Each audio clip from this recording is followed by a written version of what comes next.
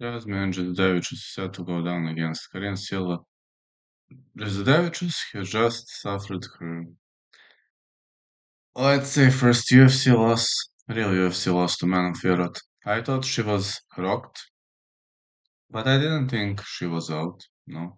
But the referee decided to call it on the feet, which is fine. To some point, I can understand why he decided to decide that way. On the other side, Karen Silva, well, she was having ups and downs, but she is improving significantly, and she had wins over some high-level names, so I'm pretty confident this might be a very much of a high-level fight, and I'm confident we can see top-tier performance on both sides. And if you're asking me, I think Jasmine Jasdevic should win, but I'm seeing a very tough fight to call, and I'm gonna say over 2.5.